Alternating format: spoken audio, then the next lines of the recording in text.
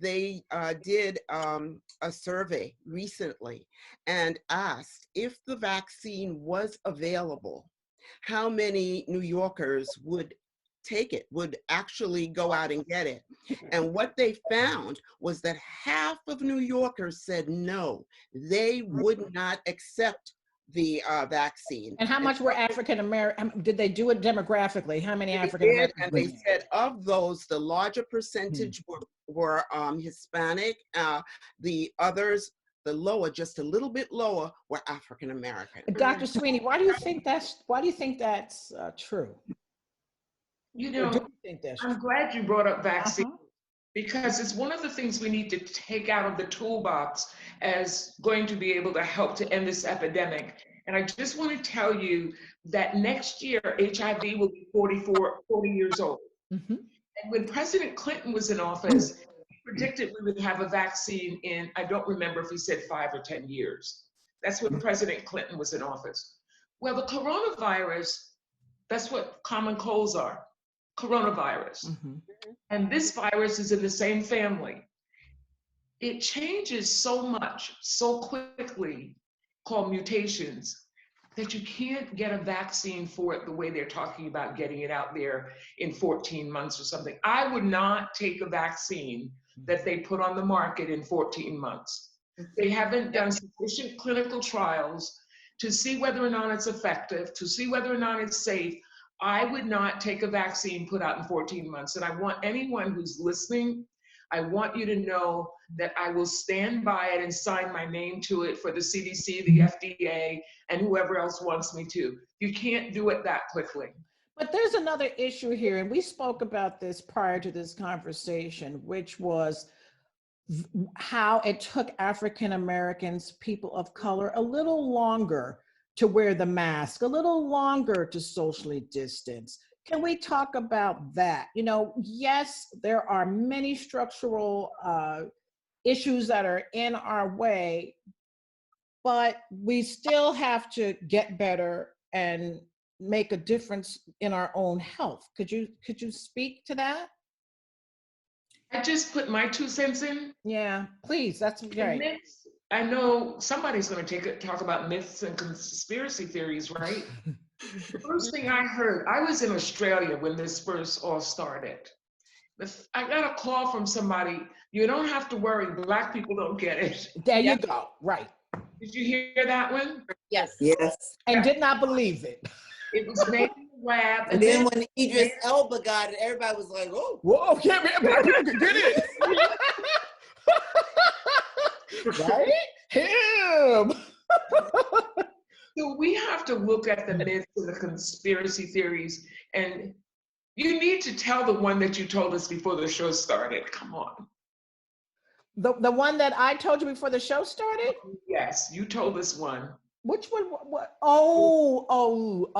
The one where you could get corona from a can of Lysol? Yes. Something like that. And I'm not going to tell you the source, but it was really believing that. And I asked this person, I said, where did you source this information from? What would make you think that was accurate? And who is telling you this? Because this needs to stop. You know, so there you go. Though. That's hooked on phonics. That's hooked on phonics. The can says it can combat coronavirus. Somebody misread and twisted the story. But guess what? People believed it. But people were believing it. And because they didn't read the can. But my question is, why is it that we sometimes don't go to primary sources for information? Because we don't trust them. We don't trust them. But we don't trust them. I think it's that, let's keep in mind that first and foremost, it was a slow build, right? Like in terms of the media and the awareness, it was a very, very slow build. And this build was really happening in mainstream, news networks. And today's people, most people, young people especially, do not get their news from the mainstream networks, right? So that's number one.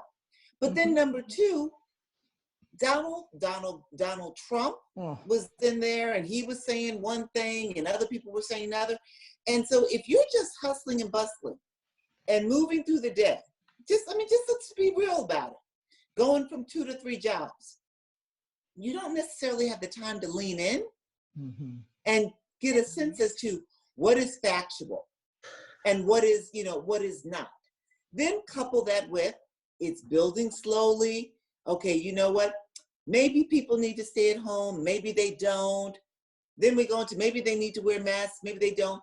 But a lot of our people didn't have that luxury of maybe and maybe not. They had to keep moving, right? So I'm just thinking, I got to keep going to work. I got to keep on getting on the subway. Nobody's telling me that I have to wear a mask. No, in fact, they said the opposite. They said don't. Right. It was very confusing. But I sometimes think that barbershops and hair salons are real interesting places to get your news. And sometimes when I leave those places, I want to scream, because when it comes to reliable and good information, we have to take responsibility for that, and we have to lean into that.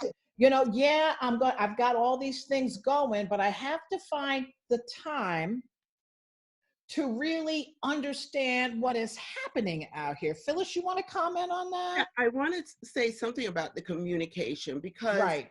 The communication goes both ways. And it's interesting, today I was thinking, I said, you know, when people want to get a message into certain communities because they want us to buy something, when they want to market something, they know how to get to us. They know the streams to use that will get our attention and to get the information that it's going to take. And yet, for something as important as this, I don't know that there was a strategy to get into the various communities to get the information to the people that the people in those communities listen to. The churches, in our case, I would say the churches. Organizations like Jennifer's organizations, the community organizations, the leaders, the influencers in the community. I think that first of all, that's where we should look to get our information.